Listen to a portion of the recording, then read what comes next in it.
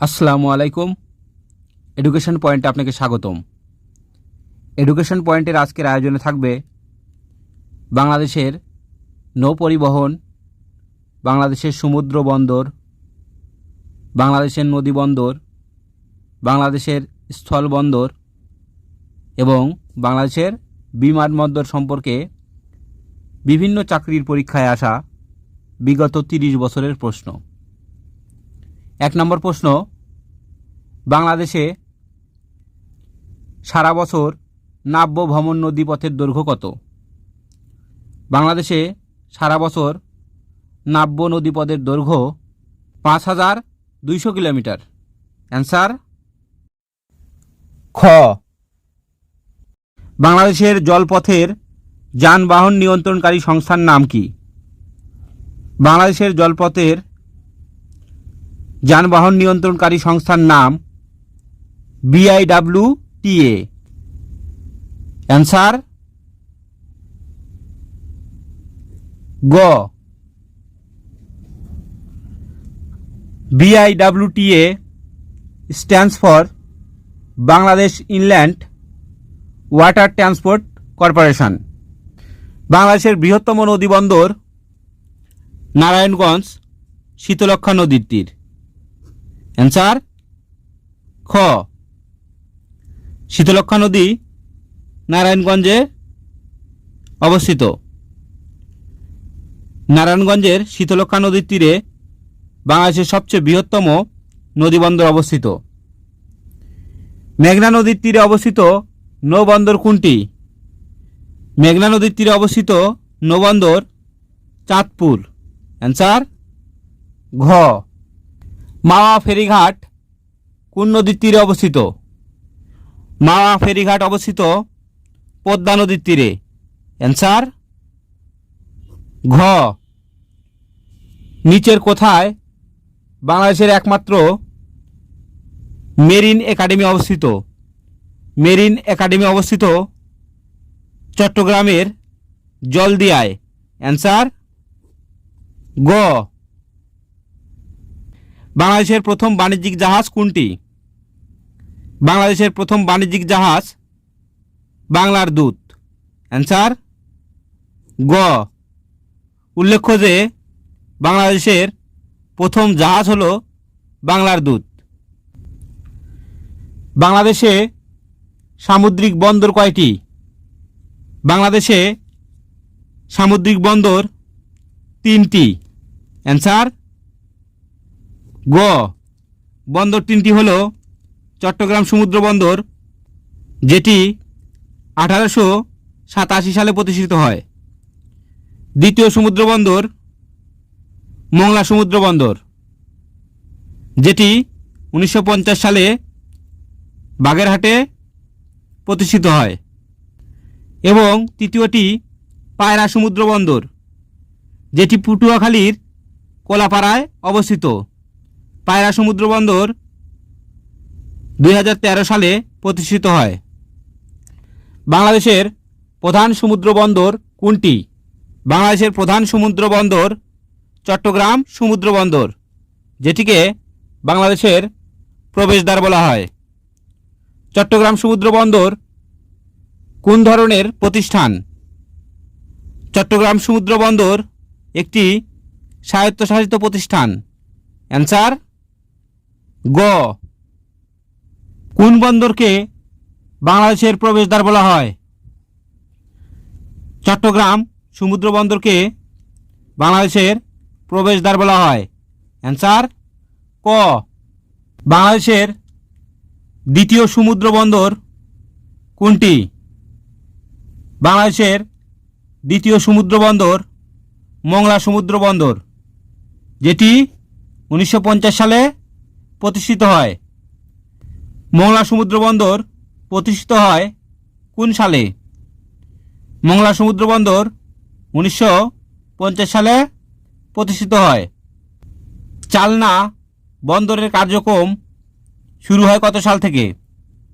চালনা সমুদ্র বন্দরের কার্যক্রম শুরু হয় 1950 সাল থেকে। অ্যান্সার ক। মোংলা বন্দর কোন জেলায় অবস্থিত? মোংলা বন্দর বাগেরহাট জেলায় অবস্থিত। অ্যান্সার খ। মোংলা বন্দর কোন নদীর তীরে অবস্থিত? মোংলা বন্দর পশুর নদীর তীরে অবস্থিত। উল্লেখ্য যে চট্টগ্রাম সমুদ্র বন্দর কর্ণফুলী নদীর তীরে অবস্থিত এবং পটুয়াখালী সমুদ্র বন্দর পটুয়াখালীর কোলাপাড়ার রামনাবাদ চ্যানেল আন্দারমানিক নদীবন্দরে অবস্থিত। বাংলাদেশের তৃতীয় সমুদ্র বন্দর কোনটি? বাংলাদেশের তৃতীয় সমুদ্র বন্দর পায়রা সমুদ্র বন্দর, যেটি পটুয়াখালীতে অবস্থিত। অ্যান্সার খ। পায়রা সমুদ্র বন্দর কোন জেলায় অবস্থিত? পায়রা সমুদ্র বন্দর পটুয়াখালী জেলায় অবস্থিত। অ্যান্সার গ। স্বাধীন বাংলাদেশে নির্মিত প্রথম সমুদ্র বন্দরের নাম কি? স্বাধীন বাংলাদেশে নির্মিত প্রথম সমুদ্র বন্দরের নাম পায়রা সমুদ্র বন্দর। অ্যান্সার খ। অপরদিকে চট্টগ্রাম সমুদ্র বন্দর 1887 সালে এবং মোংলা সমুদ্র বন্দর 1950 সালে, যেটি বাংলাদেশ স্বাধীন হওয়ার পূর্বেই গঠিত হয়েছিল। পায়রা সমুদ্র বন্দর কোন নদীর তীরে বা মোহনায় অবস্থিত? পায়রা সমুদ্র বন্দর রামনাবাদ চ্যানেলের মোহনায় অবস্থিত। অ্যান্সার ক। পায়রা সমুদ্র বন্দর কোন সাল হতে কার্যক্রম শুরু করে? পায়রা সমুদ্র বন্দর 2013 সালে প্রতিষ্ঠিত হয়, কিন্তু এর কার্যক্রম শুরু হয় 2016 সাল থেকে। অ্যান্সার গ। দেখেন, কিছু কিছু প্রশ্নে দাগ দেওয়া রয়েছে, যেগুলো প্রশ্নে গোল দাগ দেওয়া রয়েছে সেগুলো প্রশ্ন অত্যন্ত গুরুত্বপূর্ণ, তাই এগুলোকে মার্ক করে রাখা হয়েছে। বাংলাদেশে মোট কতটি স্থলবন্দর আছে? বাংলাদেশে মোট স্থলবন্দর রয়েছে 25টি। অ্যান্সার খ। এবং বাংলাদেশের প্রধান স্থলবন্দর হল বেনাপোল স্থলবন্দর, যেটি যশোর জেলায় অবস্থিত। বাংলাদেশের বৃহত্তম স্থলবন্দর কোনটি? বাংলাদেশের বৃহত্তম স্থলবন্দর বেনাপোল স্থলবন্দর। অ্যান্সার গ। বাংলাদেশের স্থলবন্দরের মধ্যে কোনটি সরকার কর্তৃক সরাসরি নিয়ন্ত্রণ করা হয়? বাংলাদেশের বেনাপোল স্থলবন্দরটি সরকার কর্তৃক সরাসরি নিয়ন্ত্রণ করা হয়। উল্লেখ্য যে বেনাপোল স্থলবন্দরটি 2002 সাল থেকে কার্যক্রম শুরু করে, অর্থাৎ বেনাপোল স্থলবন্দরটি 2002 সালে প্রতিষ্ঠিত। বেনাপোল সীমান্ত কোন জেলায় অবস্থিত? বেনাপোল সীমান্ত যশোর জেলায় অবস্থিত। অ্যান্সার গ। বেনাপোল স্থলবন্দর সংলগ্ন ভারতীয় স্থলবন্দর হল পেট্রোপোল। অ্যান্সার ক। কোন জেলায় দুটি স্থলবন্দর রয়েছে? এখানে চুয়াডাঙ্গা এবং দিনাজপুরে দুটি করে স্থলবন্দর রয়েছে। যেহেতু দুটি দাগানোর কোনো উপায় নেই, সেহেতু আমরা প্রথমে যে অপশনটা থাকবে সেটি আঁকাবো। অ্যান্সার ক। বুড়িমারি স্থলবন্দর কোথায় অবস্থিত? বুড়িমারি স্থলবন্দরটি লালমনিরহাট জেলায় অবস্থিত। অ্যান্সার গ। বুড়িমারি স্থলবন্দর কোন উপজেলায় অবস্থিত? বুড়িমারি স্থলবন্দর পাটগ্রাম উপজেলায় অবস্থিত। অ্যান্সার খ। হিলি স্থলবন্দরটি কোন জেলায় অবস্থিত? হিলি স্থলবন্দরটি দিনাজপুর হাকিমপুরে অবস্থিত। অ্যান্সার গ। স্থলবন্দর বিরল যে জেলায় অবস্থিত? স্থলবন্দর বিরল দিনাজপুর জেলায় অবস্থিত। অ্যান্সার ক। তামাবিল কোথায় অবস্থিত? তামাবিল স্থলবন্দরটি সিলেট জেলায় অবস্থিত। অ্যান্সার গ। ভারতের মেঘালয়ের সাথে বাংলাদেশের সবচেয়ে গুরুত্বপূর্ণ স্থলবন্দর কোনটি? ভারতের মেঘালয়ের সাথে বাংলাদেশের সবচেয়ে গুরুত্বপূর্ণ স্থলবন্দরটি হল তামাবিল স্থলবন্দর, যেটি সিলেটে অবস্থিত। তামাবিল সীমান্তের সাথে ভারতের কোন শহরটি অবস্থিত? তামাবিল সীমান্তের সাথে ভারতের ডাউকি শহরটি অবস্থিত। অ্যান্সার ঘ। সোনা মসজিদ স্থলবন্দরের সাথে ভারতের কোন জেলা সংযুক্ত? সোনা মসজিদ স্থলবন্দরটি চাঁপাইনবাবগঞ্জ জেলায় অবস্থিত। সোনা মসজিদ স্থলবন্দরের সাথে ভারতের মালদা জেলা সংযুক্ত। অ্যান্সার গ। ভোমরা স্থলবন্দর কোন জেলায় অবস্থিত? ভোমরা স্থলবন্দর সাতক্ষীরা জেলায় অবস্থিত। অ্যান্সার খ। বাংলাদেশ বিমান সংস্থার বাণিজ্যিক নাম কি? বাংলাদেশ বিমান সংস্থার বাণিজ্যিক নাম বিমান বাংলাদেশ এয়ারলাইন্স। অ্যান্সার ঘ। বাংলাদেশের বিমানের আন্তর্জাতিক ফ্লাইট শুরু হয় 1972 সালের 4 মার্চ। 1972 সালের 4 মার্চ প্রথম আন্তর্জাতিক ফ্লাইট শুরু হয়, কিন্তু অভ্যন্তরীণ ফ্লাইট শুরু হয় 4 ফেব্রুয়ারি 1972 সালে এবং বাংলাদেশ বিমান এয়ারলাইন্স গঠিত হয় 4 জানুয়ারি 1972 সালে। বাংলাদেশ বিমানের প্রতীক বলাকা। অ্যান্সার গ। বাংলাদেশ বিমানের প্রতীকটি কে ডিজাইন করেন? বাংলাদেশ বিমানের প্রতীকের ডিজাইনার হলেন কামরুল হাসান। অ্যান্সার গ। বাংলাদেশ বিমানের বোয়িং 787 থেকে 8 বিমানটির কি নামকরণ করা হয়? 787-8 বিমানটির নামকরণ করা হয় আকাশবিনা। অ্যান্সার গ। অরুণ আলো ও রাঙাপ্রভাত কি? অরুণ আলো এবং রাঙাপ্রভাত বাংলাদেশ বিমান এয়ারলাইন্সের 2টি উড়োজাহাজ। অ্যান্সার খ।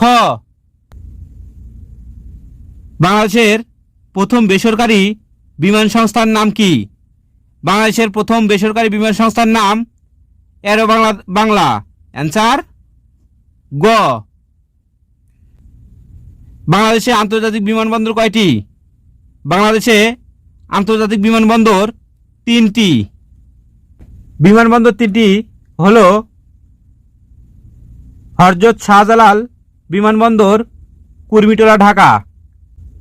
এটি 28 ডিসেম্বর 1979 সালে প্রতিষ্ঠিত হয় এবং 4 সেপ্টেম্বর 1980 সালে এটি উদ্বোধন করা হয়। হযরত শাহজালাল বিমানবন্দরের স্থপতি হলেন লারোস। দ্বিতীয়টি হল শাহ আমানত আন্তর্জাতিক বিমানবন্দর, এটি চট্টগ্রামে অবস্থিত এবং তৃতীয়টি হল ওসমানী আন্তর্জাতিক বিমানবন্দর, যেটি সিলেটে অবস্থিত। বাংলাদেশের অভ্যন্তরীণ বিমানবন্দরের সংখ্যা কয়টি? বাংলাদেশের অভ্যন্তরীণ বিমানবন্দরের সংখ্যা 5টি। সেই 5টি বিমানবন্দরের নাম হল কক্সবাজার বিমানবন্দর, রাজশাহী বিমানবন্দর, যশোর বিমানবন্দর, বরিশাল বিমানবন্দর এবং সৈয়দপুর বিমানবন্দর। যদি কেউ আপডেট কোনো তথ্য জেনে থাকেন তাহলে অবশ্যই কমেন্টে জানাবেন। প্রশ্নটি আপনাদের জন্য রেখে গেলাম। জিয়া আন্তর্জাতিক বিমানবন্দর চালু হয় কবে? বর্তমানে যেটা হযরত শাহজালাল বিমানবন্দর, সেটি পূর্বে ছিল জিয়া বিমানবন্দর। জিয়া বিমানবন্দর 1980 সালে এর কার্যক্রম শুরু হয়, অর্থাৎ জিয়া আন্তর্জাতিক বিমানবন্দর চালু হয় 1980 সালে। জিয়া আন্তর্জাতিক বিমানবন্দরের স্থপতি কে? জিয়া আন্তর্জাতিক বিমানবন্দর বা বর্তমান নাম হযরত শাহজালাল আন্তর্জাতিক বিমানবন্দরের স্থপতি লারোস। অ্যান্সার ক। এশিয়ান হাইওয়ে কতগুলো দেশকে সংযুক্ত করবে? এশিয়ান হাইওয়ে 32টি দেশকে সংযুক্ত করবে। অ্যান্সার গ। এশিয়ান হাইওয়ে রুট মূল পরিকল্পনা অনুযায়ী কোন দিক দিয়ে বাংলাদেশ থেকে বের হওয়ার প্রস্তাব রয়েছে? বাংলাদেশের জাফলং দিয়ে বের হওয়ার প্রস্তাব রয়েছে, অর্থাৎ সিলেটের জাফলং দিয়ে এশিয়ান হাইওয়ে রুট বের হবে। বাংলাদেশ ট্রান্স এশিয়ান রেলওয়ে নেটওয়ার্কে যোগদান করে কবে? বাংলাদেশ ট্রান্স এশিয়ান রেলওয়ে নেটওয়ার্কে যোগদান করে নভেম্বর 2007 সালে। অ্যান্সার ক। 20তম দেশ হিসেবে রেলওয়ে খাতে বাংলাদেশ চুক্তি স্বাক্ষর করে ট্রান্স এশিয়ান রেলওয়ে নেটওয়ার্কে। অ্যান্সার খ। দেশের প্রথম গভীর সমুদ্র বন্দর মাতারবাড়ি বন্দরটি কোথায় নির্মাণ করা হবে? মাতারবাড়ি সমুদ্র বন্দরটি কক্সবাজার জেলার মহেশখালীতে নির্মাণ করা হবে। অ্যান্সার ক। বাংলাদেশ বিমান কবে প্রতিষ্ঠিত হয়েছিল? বাংলাদেশ বিমান প্রতিষ্ঠিত হয়েছিল 4 জানুয়ারি 1972 সালে এবং প্রথম ফ্লাইট উড্ডয়ন করা হয় 4 ফেব্রুয়ারি 1972 সালে এবং আন্তর্জাতিক ফ্লাইট শুরু হয় 4 মার্চ 1972 সালে। বিমানের যাত্রা শুরু হয় কোন উড়োজাহাজ নিয়ে? ডাকোটা উড়োজাহাজ নিয়ে বিমানের যাত্রা শুরু হয়। অ্যান্সার খ। বাংলাদেশের কোন জেলায় 3টি স্থলবন্দর আছে? বাংলাদেশের সিলেট জেলায় 3টি স্থলবন্দর রয়েছে। সিলেট জেলার 3টি স্থলবন্দর হল তামাবিল স্থলবন্দর, যেটি গুয়াইনহাটি সিলেটে অবস্থিত। দ্বিতীয়টি হল শেওলা স্থলবন্দর, যেটি কোম্পানিগঞ্জ সিলেটে অবস্থিত। এবং সর্বশেষ তৃতীয়টি হল ভোলাগঞ্জ, এটি বিয়ানীবাজার সিলেটে অবস্থিত। সর্বশেষ কোন দেশে বিমান যাত্রী পরিবহন শুরু করে? সর্বশেষ কানাডায় বিমান যাত্রী পরিবহন শুরু করে। দেশের প্রস্তাবিত গভীর সমুদ্র বন্দর কোথায় হওয়ার কথা? এটি হওয়ার কথা ছিল সোনাদিয়া। অ্যান্সার ঘ। চীন থেকে ক্রয়কৃত বাংলাদেশ নৌবাহিনীর ডুবোজাহাজ দুটি কোন শ্রেণীর? এটি ছিল মিং ক্লাস। অ্যান্সার খ। মাতারবাড়ি কোন জেলায় অবস্থিত? মাতারবাড়ি যেখানে গভীর সমুদ্র বন্দর প্রতিষ্ঠিত হতে যাচ্ছে সেটি কক্সবাজার জেলায় অবস্থিত। অ্যান্সার ক। আজ এ পর্যন্তই। আশা করি বাংলাদেশের নৌ পরিবহন, বাংলাদেশের নদী বন্দর, সমুদ্র বন্দর, স্থল বন্দর এবং বাংলাদেশের বিমানবন্দর সম্পর্কে চাকরির পরীক্ষায় ইনশাল্লাহ এখান থেকেই কমন পাবেন। আসসালামু আলাইকুম।